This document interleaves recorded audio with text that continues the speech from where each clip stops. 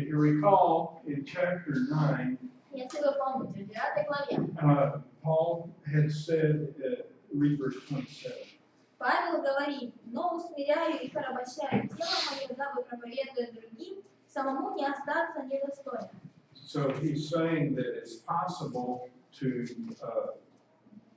lose your salvation there. То есть он фактически говорит, что вот возможно потерять свое спасение. It's possible to not get the reward. И есть такая возможность, что ты не получишь награду. And he's used the Israelites as an example. И вот он использует израильтян как пример. He said that even though they had all of these Он blessings, говорит, несмотря на то, что у них были все эти благословения, God was not happy with most of them, and they died in the wilderness. Бог не был доволен большинством из них, и они умерли в пустыне. And the specific things that he said God was unhappy about И вот конкретно то, что он сказал, о чем был расстроен Бог, was idolatry, это идолопоклонничество, verse 7, это 7 стих, 10:7, 10 глава, 7 стих. immorality, verse 8, Безнравственность, 8 стих. trying the Lord, Испытание Господа, verse 9. I'm sorry, verse 9. 9 стих. And verse 10, grumbling. И 10 это ропот. And he's saying in verses 11 and through 13 И вот он говорит с 11 по 13 стихи, that we should learn from our history. что мы должны учиться на своей истории. You should learn from the history of Israel. Мы с вами должны учиться на истории Израиля. Now he's going to apply it to their situation in Corinth. И это он будет применять в ситуации в Коринфе. So we are. Let me catch us up where we are. We are in 7, part 7 of the book. И вот сейчас мы уже 7-ю часть книги начинаем. We have already talked about Поговорили о пункте А, they. Б Now we're going to they. и пункт Б сейчас. Okay. So I think Leah was the last one to read. По-моему, последняя читала Лия. So Это классно. okay. So Leah, verses 14 through 22. 14 по 22. Ой, я забыла. Я читала. 14 по 22. Итак, возлюбленные мои, избегайте богослужения. Я говорю вам как рассудительным. Сами рассудите о том, что говорю. Чаша благословения, которую благословляем, не есть ли приобщение крови Христовой? Хлеб, который преломляем, не есть ли приобщение тела Христова? Один хлеб, и мы многие одно тело, и во всех причащаемся от одного хлеба. Посмотрите на Израиля по плоти. Те, которые едят жертвы, не участники ли жертвенника? Что же я говорю? То ли, что идол есть что-нибудь, или что жертвенное значит что-нибудь? Нет. Но что язычники, принося жертву, приносят бесам, а не Богу. Но я не хочу, чтобы вы были в общении с бесами.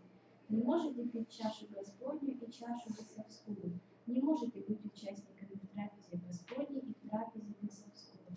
Неужели мы решимся раздражать Господа? Разве мы сильнее Его? Okay. I went a little bit too far. But read also verses 12 and 13. И еще раз сейчас прочитаем 12-13 стихи. Посему, кто думает, что он стоит, берегит, чтобы не упасть. Вас постигло искушение не иное, как человеческое. И верит Бог, который не попустит вам быть искушаемым сверх сил, но при искушении даст и облегчение, так чтобы вы смогли перенести. Okay. So before we go ahead, let me correct a mistake I made.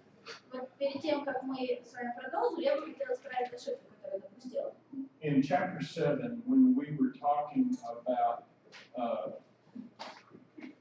the widow, В 7 главе, когда мы с вами говорили о вдове, I said that my slide had a mistake. я сказала, что у меня в слайде была ошибка. In the Greek, I said В that греческом слове, которое я приводила. it was malon, То есть я говорю, что это был incurio. манон, инкурио. The slide was correct, my notes are incorrect. То есть на слайде все было нормально, а у меня в записи оно было не совсем так, как должно быть. The L that I said was here, То есть L, который вот сюда написал, ее там нет. manon is correct. Okay. Манон это нормально. So now let's go back. Давайте вернемся. He says here, if you think you're standing, be careful. Он говорит, что если вы думаете, что стоите, будьте осторожны. He's going to say in chapter 15:2, you remain steadfast. В 15 главе, во 2 стихе, он говорит, что удерживайтесь. And he's going to say in 15:58, Значит, преподано удерживайте, а вот в 15:58 be steadfast, immovable, always abounding. он говорит, что будьте тверды, непоколебимы, всегда преуспевайте в деле Господня. In 16:13, he says, stand firm. В 16:13 он говорит, стойте в вере. And he's talking to the strong brother, И здесь он, друзья, обращается к сильному брату. or the one that thinks he's strong. Или к тому брату, который думает, что он сильный. And why does he think he's strong? И почему он думает, что он силен? Because he understands that meat is okay to eat. Потому что он понимает, что есть вот это мясо можно. And he's saying it's possible for you to fall. Но он говорит также, что возможность есть у вас упасть. And he illustrates it with, I'm sorry, I'm going the wrong place. He says you have no excuse. И он говорит, что вам нет извинений. This is a very significant promise that God has made to us. И вот здесь очень значимое обещание, которое Господь высказывает нам. He says you are no different from any other person Он говорит, что вы ничем не отличаетесь от других людей, as it relates to temptation. что касается искушений. There's no temptation that other people haven't already experienced. Нет такого искушения, которое другие люди не переживают. There's no temptation that other people haven't experienced that they fall into or resisted. То есть нет такого искушения, которое люди не попадали, либо с которым не справлялись. He says God is not abusing you. He is not the one tempting you. Он говорит, что Бог тебя не обязательно, то есть не Он тебя искушает. He will not allow you to be tempted. И Он не позволит тебе быть искушаемым. There's always a way out. И всегда есть выход. There's always an exit. Всегда есть выход. Every temptation comes with an exit. Любое искушение приходит к вам с определенным выходом. He says God will protect you. Также он говорит, что Бог защитит вас. And in this situation, how does he do that? И вот в этой ситуации как он это делает? He does it by limiting the temptation. Он ограничивает искушение. He will not allow you to be tempted beyond what you can take. И Он не даст вам быть искушаемыми более, чем вы можете перенести. So you can't say, well, I just couldn't help myself. То есть вы не сможете сказать, что просто вы не справились. The temptation was just too strong. Что искушение было слишком сильным. I couldn't resist. Или я не смог противиться. You don't understand how my body works, how I am. Или сказать, что вот вы не понимаете, как мое тело устроено, как я работаю. God is faithful. Бог верен. He will provide that exit route. И Он всегда даст выход. My problem is I've not always taken that exit route. Моя проблема заключается в том, что я не всегда хочу идти в этот выход. He says, therefore, flee idolatry. И Он говорит, поэтому убегайте идолопоклонства. This is a new subject. И вот это новая тема. There's a very subtle transition that's happening in these chapters. То есть здесь вот очень резкий переход происходит в этой главе. Chapter 9, 15 through 23 В 9 главе с 15 по 23 стихи says, sacrifice your brothers, sacrifice yourself for your brothers. Говорится о том, что жертвуйте собой ради братьев и ради Евангелия. This is the focused life, the life that sacrifices for Вот это your жизнь brother. целенаправленная, то есть жизнь, которая готова быть пожертвовать, то есть жизнь, которую ты готов пожертвовать ради брата. The focused life also takes care of itself so that it can enjoy the reward. И целенаправленная жизнь также говорит о том, что мы будем заботиться о себе для того, чтобы в итоге получить какую-то награду. And now he's saying, flee idolatry. И также он здесь говорит, бегайте блуда, точнее, идолопоклонство. He starts this section by saying, I speak to wise men, judge for yourselves. И вот он начинает главу, говоря, что я говорю с вами как с мудрыми, вы сами судите. And basically he's saying to the stronger brother, be careful that your freedom doesn't get you in trouble. И он сильному брату говорит, что будь осторожен, чтобы твоя свобода тебя же не ввела в сети. You stay out of the temple. То есть не входи в храм For the sake of the weaker brother, ради брата более слабого, for your own sake. ради себя самого. Suppose I said I wanted to go to a nightclub. Представьте себе, что я сказала, что хочу в клуб сходить. I'm not going to drink. Пить я там не буду, I'm not going to be dancing. танцевать не хочу. I'm not going to be dancing. Танцевать не буду. Why would you go to Что там nightclub? делать?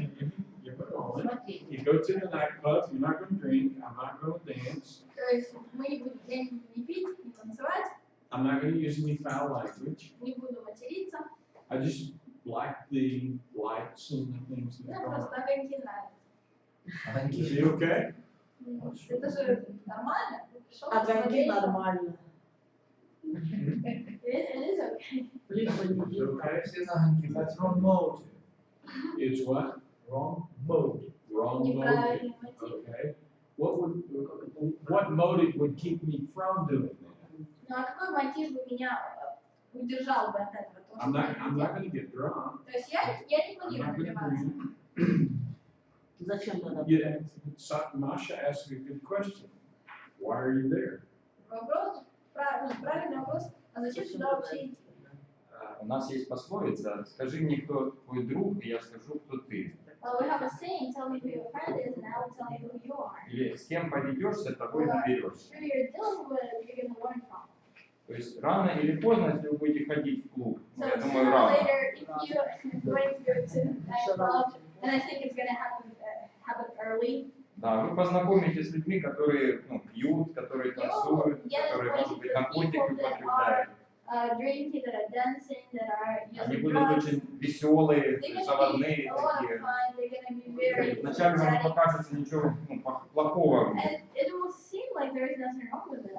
Вы станете друзьями или You просто will become friends, поздороваетесь. just be Но в here. конечном счете это начало конца, то есть это путь начала вашего конца. То есть Like this is the beginning of the end.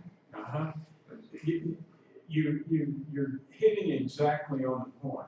То есть вы как раз вот именно по теме The сказали. point that he's making here. How long can you do that? То есть он здесь задает вопрос, как долго можно это делать, Especially if you have drunk in the past and you, особенно если вы Enjoy раньше beer выпивали, and особенно wine. если вам понравилось вино или пиво. how long could you be there То есть как долго вы сможете ходить, смотреть на and красивое resist the видео temptation?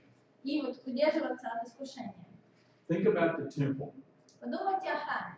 When they went to the temple, they offered alcohol to the gods. То есть вот когда приходили в храм, то тогда предлагали какие-то алкогольные напитки под And, служение богам. and there were rooms where there were prostitutes. И вот были отдельные комнаты для проституток.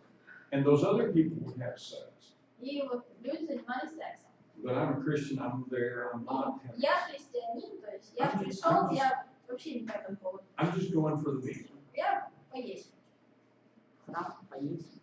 What they eat in the temple. The meat they ate in the temple. They offered the meat and then they had a meal. То есть там вот мясо и продавали и в качестве еды. На рынке. Well, go to the market and buy some meat and cook it at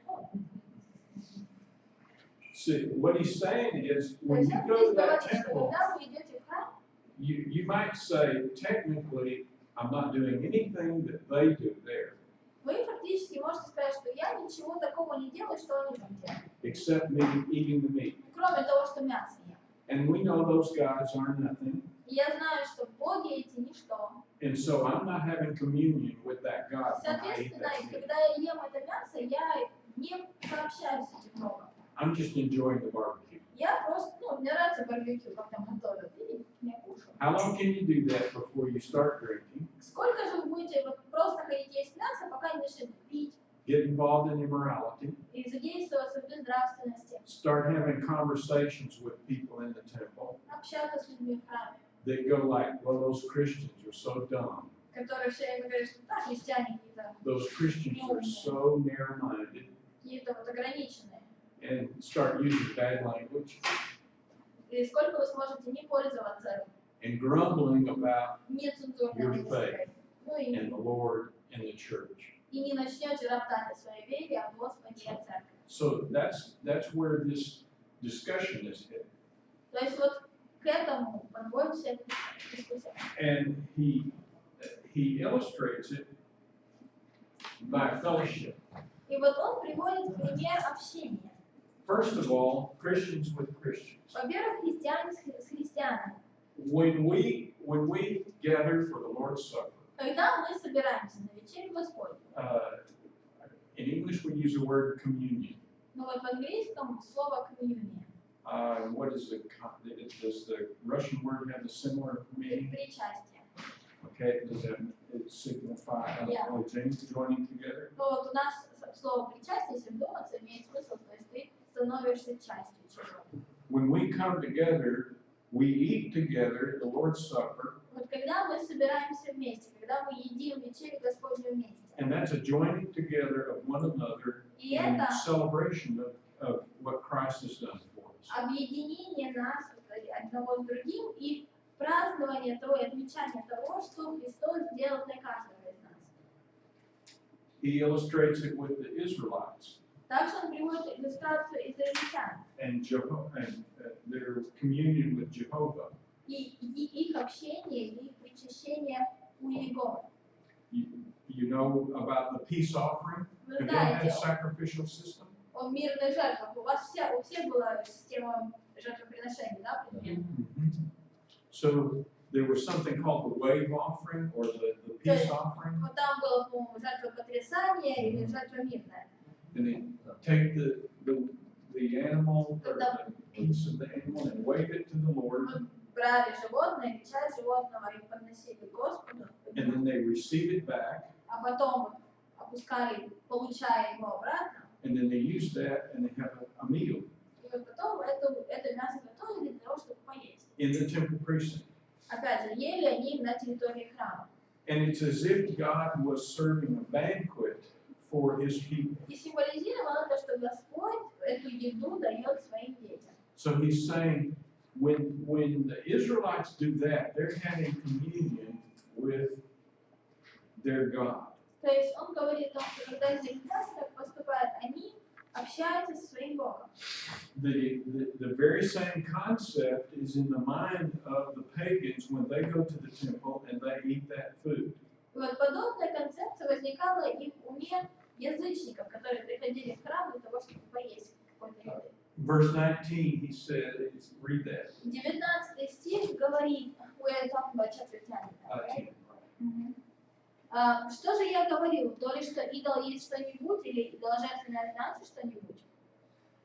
He's not reversing himself from what he said in chapter 8. То есть он не отказывается от того, вообще, о чем говорил в 8 главе.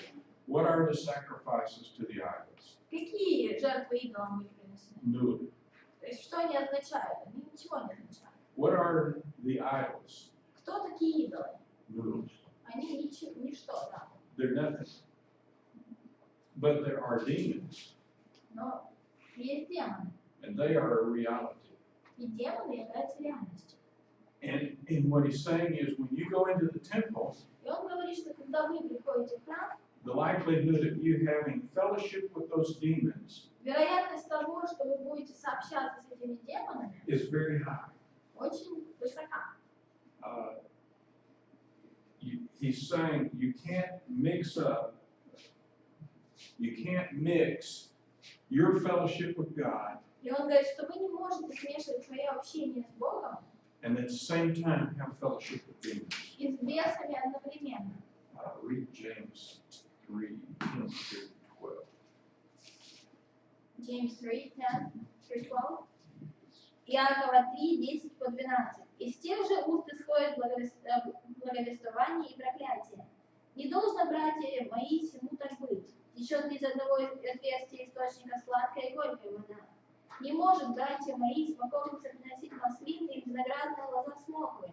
Также и один источник не может изливать соленую и сладкую воду. He says this is impossible. Он говорит, что это просто невозможно. Are you stronger Сильнее ли вы, than God? чем Бог? God will not allow you to be tempted beyond what you can stand. Бог не даст вам быть искушаемыми сверх силы. If you go to that temple, И если вы приходите в храм, you are testing God. вы испытываете Бога. Okay, God, don't give me a temptation I can't handle, Бог, не давай мне, пожалуйста, испытания, которые я не смогу снести. but I'm going to go to a place where the temptations are all around me. Я пойду в место, где искушения меня будут окружать всюду. I'm going to go to a place where the temptations are very strong. Я пойду в то место, где очень много и очень сильные искушения. And then in that situation, will you look for an escape route? И вот в этой ситуации будете вы искать выход? Even though you know that the idols are nothing, Даже зная, что идолы ничто, you could be drawn away the way the Israelites were and die in the wilderness. вы можете также быть отведенными или отвлеченными от Бога и также умереть в пустыне, как израильтяне. And lose the reward. И не получить свою награду.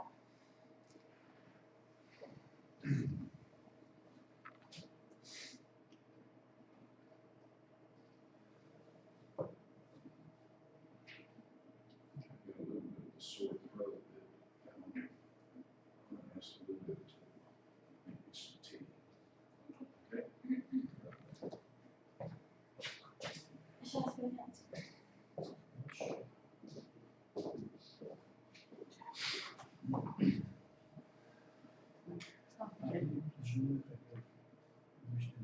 Да. Кто? Что? Один проповедник мужчина находил Я просто услышал публичный дом и сразу интересно. Где это адрес? и он Подсвечник зарабатывал. и несколько Тихо, запись. служений. Вот он говорит. So, Какая история была? too late. So he says, but then he says, go ahead and eat the meat, Но он говорит, поэтому ешьте, but only if. но только если. And this is a point. How did they get? Или сверху? Да. Да. Пункт.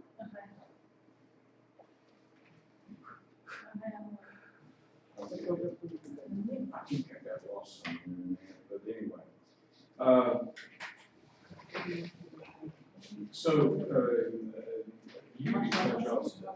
You verse 23 through 30.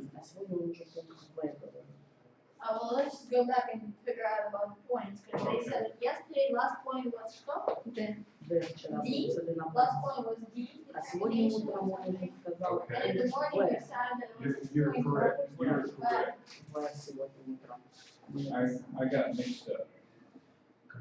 This is yeah. Это будет пункт Е. Thank you. Спасибо. Понятно? Нет. So, Юрий, пожалуйста. Вот сейчас будет Е. Что? Юрий. Юрий, пожалуйста, 23 through 30. 23 по 30. Go all the way through, 30 is good. Все мне позволительно, но не все полезно. Все мне позволительно, но не все назидает. Никто не ищи своего, но каждый пойдет другого. Все, что продается на торгу, ешьте без всякого исследования, для спокойствия совести, ибо Господня земля, и что наполняет ее. Если кто из неверных позовет вас, и вы захотите пойти, то все предлагаемое вам ешьте без всякого исследования, для спокойствия совести.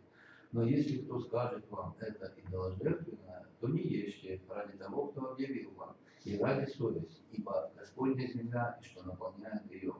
Совесть же, разумею, не свою, а другого, ибо для чего в моей свободе быть судимой чужой совестью? Если я благодарением принимаю пищу, то для чего порицать меня за то, что я благодарю? Okay, so we're talking about a principle that started in chapter 6, verse 12, Итак, мы с вами говорим о принципе, который начинается в 6 главе 12 стихе, where he was talking about sexual immorality. где он говорил о сексуальной безнравственности. And at that point, we asked the question, И вот тогда мы задавали вопрос, is it lawful? законно ли или позволительно ли, Does it build up? созидает ли, Will it master me? будет ли это обладать мною, Is it trading the eternal for и разменивает ли это вечное that which is temporary? на нечто временное. And here he uses that same expression that the Epicureans used. И вот здесь он пользуется тем же выражением, которым пользуются эпикурейцы. All is lawful, but he's Все going to say- позволительно, но, и вот он скажет, And we've already seen that he really is not saying that all is lawful. He's using the Epicurean phrase and turning it upon them. мы видим опять же, что он не говорит, что действительно все позволительно, он просто использует эту распространенную эпикурейскую фразу и вот, используя ее, как бы к ним обращается. And here again, he repeats the expression, does it edify? Он снова повторяет здесь выражение, назидает ли это?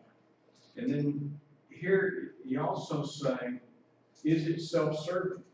Говорит, является ли ваш выбор эгоистичным? Are you being selfish? То есть, являетесь ли вы эгоистами, когда вы так поступаете? And he's going to illustrate this principle И он приведет пример этого принципа by a sequence, a scenario. приводя определенный сценарий. He says, you go to the marketplace and you see the meat.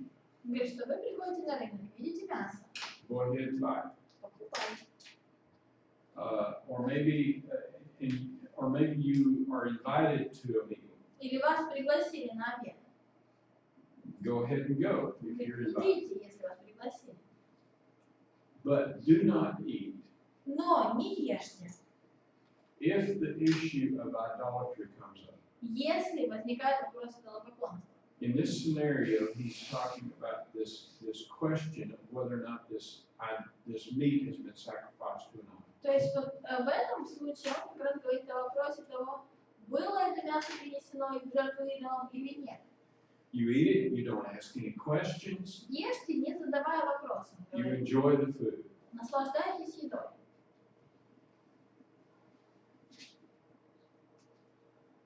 There's two possible ways that I could see that the question of idolatry might come up. И вот я вижу два возможных способа, как мог вопрос идолопоклонства возникнуть в принципе. It might come up as an affront to your faith. Во-первых, если это вызов вашей вере. And it might happen this way. Могло бы это произойти вот так. Someone invites you over to a meal. Кто-то приглашает вас на обед, They're not Christians. они не христиане, They serve a meal, они дают вам какую-то еду. and you sit down and you start eating. И вы садитесь, начинаете есть, And you eat the meat. и едите мясо.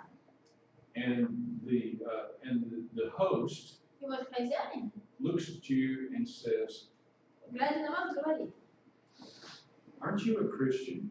что не христианин, что ли? Да. Христианин. Well, I thought Christians didn't involve themselves in idolatry. А я думал, христиане в идолопоклонстве не участвуют. We don't. Нет, не участвует. Did you know that meat's been sacrificed to Poseidon? Теперь ты знаешь, что это мясо было принесено Посейдону? If it comes up, И вот если вот таким образом вопрос возникает, I'm sorry, I can't eat any more of that. тогда стоит сказать, что нет, я больше не могу его есть. Because if you say no big deal, А что если ты говоришь, ну и что? what does he think? Тогда человек, вот, который с таким мышлением, что он подумает? Что участвуешь? That you're participating in adultery. Okay. А если ты свет. What if you're just makes cross signs? Тогда такое. Holy, holy, holy. Писание говорит, что ты сидишь в капище.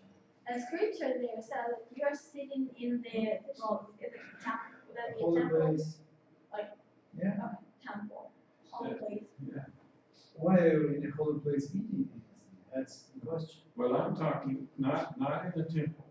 То I'm есть talking about in мы говорим someone's home. о ситуации вне храма, где-то у кого-то дома.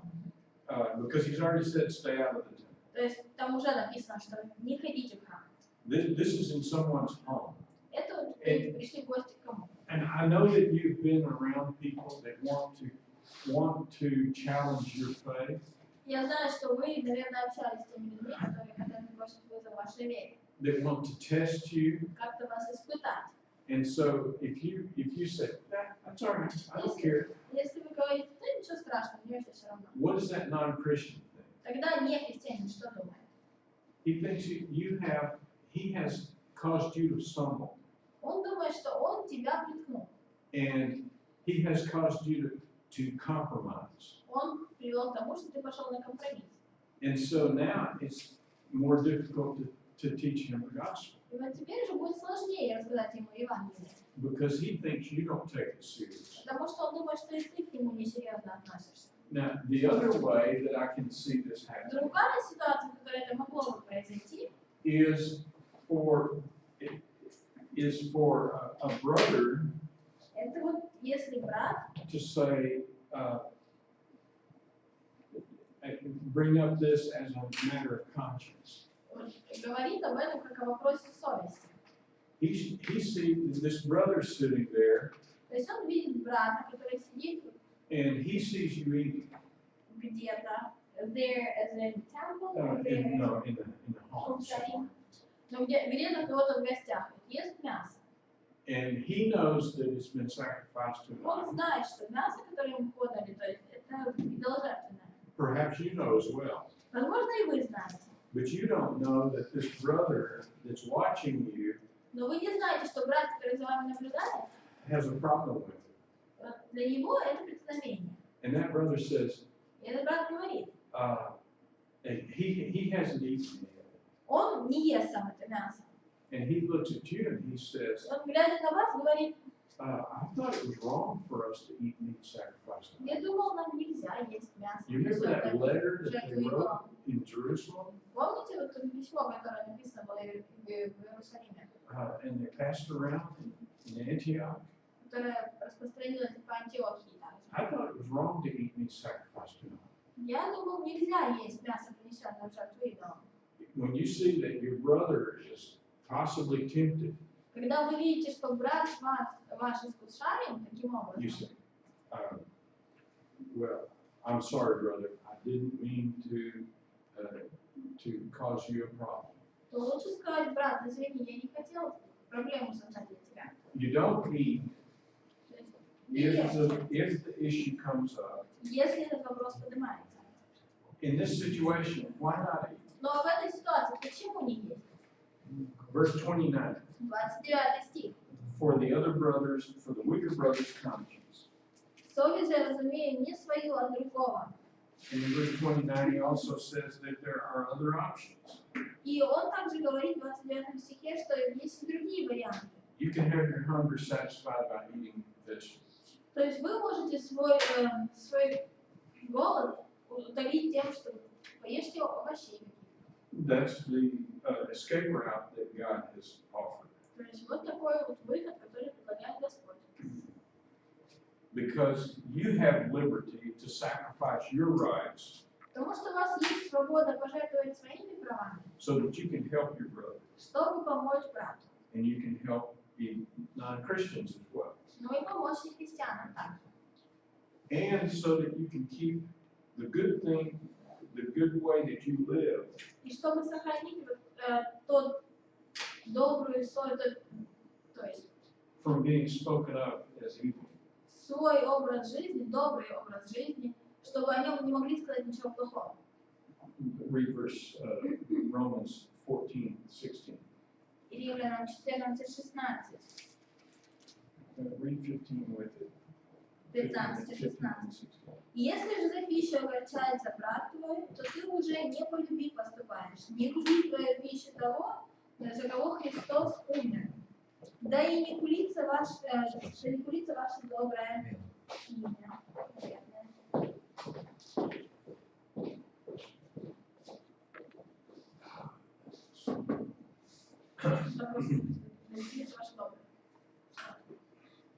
So,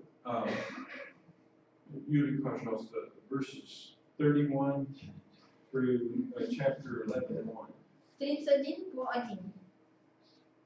Итак, едите ли, пьете ли, или иное, что делаете, все делайте в славу Божью. Не давайте соблазна ни иудеям, ни римлянам, ни церкви Божией. Так, как и я угождаю всем во всем, ища не своей пользы, но пользы многих, чтобы они спаслись. Будьте подражательны мне, как я Христу. Okay. So he's saying, he's commanding this practice.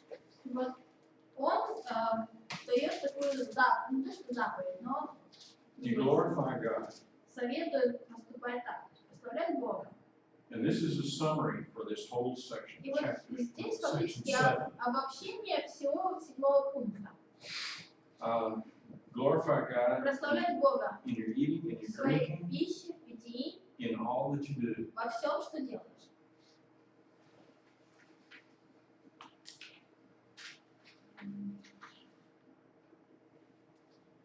Give no offense Не выдавать соблазн to Jews, иудеям, Gentiles, or to God's church. Церкви Божьей. Who's left out? Кого не хватает здесь?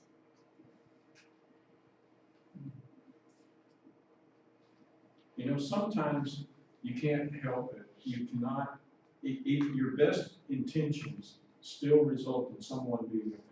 Ну, то есть вот иногда бывают такие моменты, что ты фактически не можешь ничем помочь. Как бы, даже самые лучшие ваши намерения все равно кого-то обижают. But as much as possible, Но насколько это возможно, you attempt not to offend people. старайтесь не обижать людей. I think there's a passage like that in Romans. Вот, As much по-моему, as даже any lies, do not. в Римлянам, по-моему, есть отрывок, что насколько возможно с вашей стороны, будьте в мире со всеми людьми.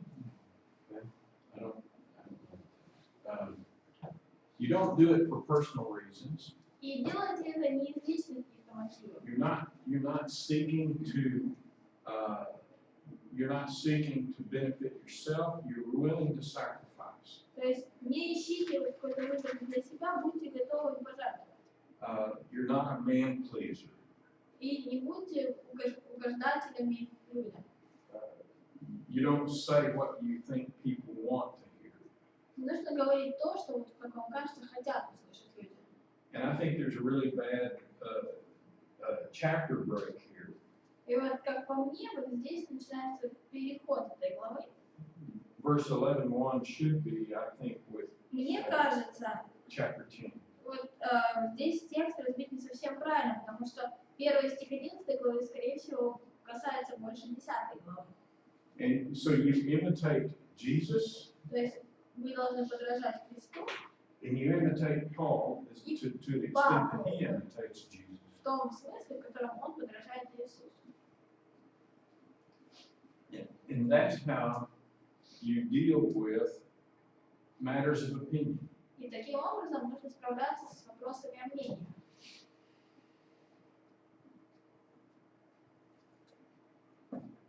Are there any questions about part 7? Вопросы относительно 7 части есть? I'm going to test. What will be on the test? Мясо. The test on Friday will go through what we've just will be chapters 6 through 10. Вот на тесте будет то, о чем мы говорили все это время. С 6 главы по 10. So we're going ahead of schedule. А можно еще раз напомнить, что ставила часть? A little bit. We're doing Really good. Мы, наверное, будем первым курсом, который прошел и 16 главу, потому что мы очень быстро. Спросить можно вам? А я первая спросила. А вот во второй главе Колоссянам In chapter 2 of Galatians, написано в 16 стихе. Colossians, in verse 16. Первая глава, Вторая. second chapter, verse 16. Итак, да не осуждает вас никто за пищу или питье, или за какой-нибудь праздник, или новомесячие, или субботу. Это есть из будущего, а тело во Христе. 16 and 17. Это то же самое, просто ради брата. Слушай дальше. И второй, 20 и 21. And then verse 20 and 21. Итак, если вы со Христом умерли для стихии мира, то для чего вы, как живущие в мире, держитесь постановлений? Не прикасайся, не вкушай, не дотрагивайся. Okay. Как это The question. The question? Ну, вот по поводу пищи, то есть, Well, as for food, то есть пища не приближает, написано к Богу, не it says отдаляет that нас от Него. food does not get us closer to God and does not draw us away from God. Я думаю, ну, именно пища, это надо на I think Иисусе we больше should держать. pay attention more to Jesus than Я food. думаю, что исполняя вот I эти think that постановления, doing я all не these становлюсь commands, I'm благочестивее. not becoming more righteous.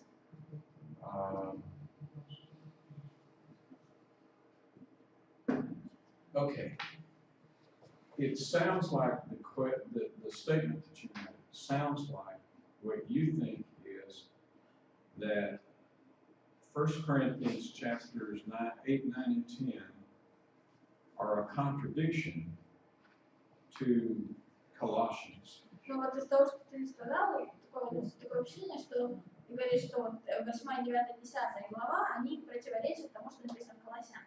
Не, мне вопрос просто, мне интересно, как вот там говорит о том, что Well, it's just a пища, question она for me, like, because губит there in брата. Colossians he says that, I mean, in here in Corinthians he says that food can stumble brethren, can А в also Колоссянам be Павел help. говорит, что ну, In это не Colossians, важно, Paul is если saying вы it just для doesn't этого matter. всего умерли, то If есть you со died for Христом. all of this with Christ, then why did you care? Well, okay, first of all, Ну, Paul во-первых, says the same thing in 1 Corinthians that he said in Colossians. Павел говорит одно и то же, что в Коринфянам, что в In, Колоссянам. in chapter 8, verse 8, В 8 главе, в 8 стихе read that. говорится: «Пища не приближает нас к Богу, ибо едим ли мы, ничто не приобретаем, не едим ли, ничего не теряем». Мгм. Okay, so he's saying the same thing То есть in он 1 говорит Corinthians. то же that he said in самое, Colossians. что и в Колоссянам. But he qualifies it in 1 Corinthians Но в 1 Коринфянам он квалифицирует это, because of the conscience of the brother. точнее, он больше внимания уделяет этому вопросу, исходя из совести брата, с которым ты общаешься. If you eat that meat, you're not violating your То conscience. есть, если ты ешь это мясо, ты никак свою совесть не нарушаешь. The rule is not don't eat the meat because of because it's been offered to the idol. То есть правило не в том, чтобы не есть мясо, потому что оно было принесено в жертву идолам. You don't eat the meat because of the other brother. Мы не едим мясо из-за другого брата. Now, in Colossians, Колоссянам the problem there was the Jewish brethren were imposing upon the там Gentile проблема brethren заключалась в том, что еврейские братья навязывали братьям из язычников food restrictions from the old law. какие-то ограничения в плане пищи из Ветхого закона. And so he's telling them there that law is passed, it's И been он nailed to говорит the им, cross. что этот закон прошел, что он был припровожден ко Христу. You Jewish brethren quit binding that on the И говорит Gentiles. иудеям, что перестаньте навязывать свои правила язычникам. And you Gentiles, А вы, язычники, don't worry about that. не переживайте относительно каких-то ограничений. But then if one of those Gentile brothers Но если один из язычников is tempted to eat meat that he thinks is unclean, то есть вот чувствует, знает, что мясо нечисто и как бы чувствует, что это неправильно есть, но при этом ест. because of your example, Вот, глядя на ваш пример. then he will sin and you have sinned by Тогда получается, что и он согрешил, и вы согрешили тем, что вы помогли ему согрешить. Does that clarify the Понятно, о чем я говорю? question in your mind? Что касается вопроса твоего. Понятно. Ладно.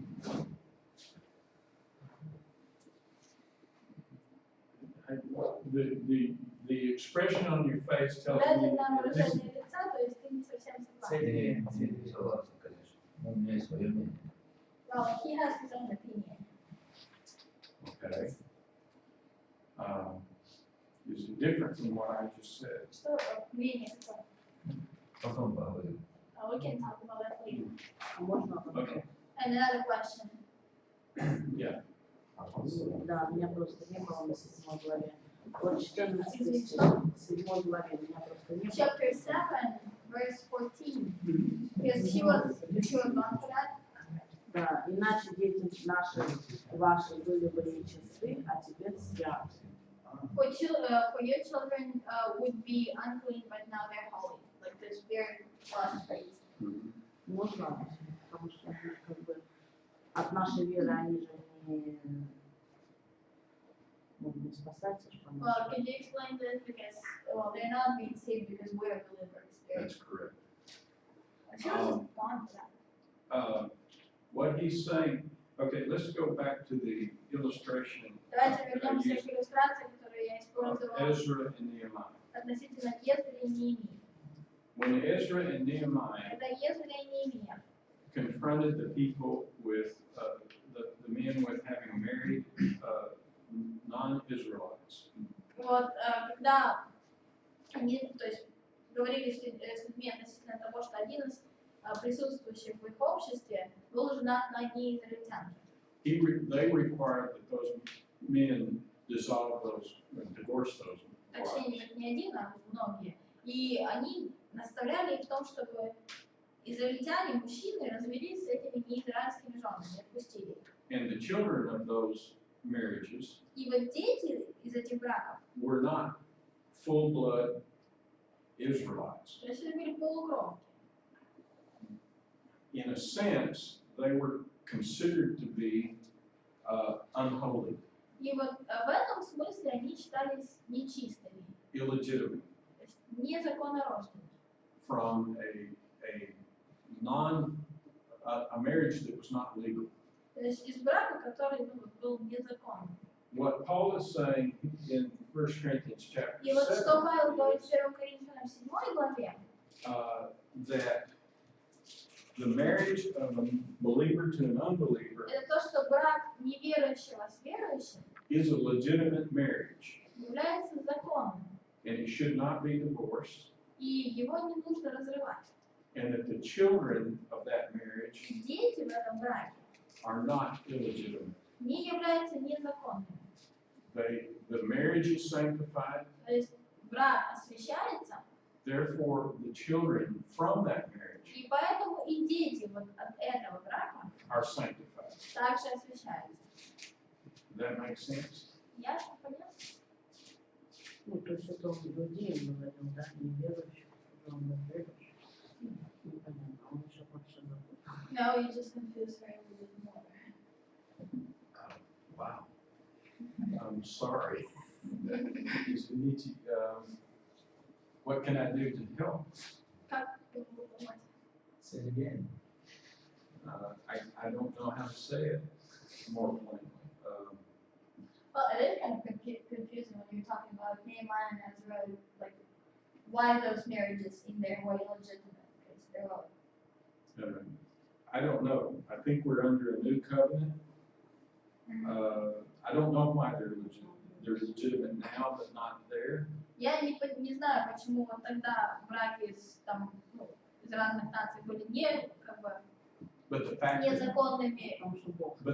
that they are Да, а legitimate сейчас вот верующий с неверующим это законный брак, но тот факт, что они действительно законные, is evident from what Paul says about ясен из того, что говорит Павел. he says, don't divorce that husband or that wife.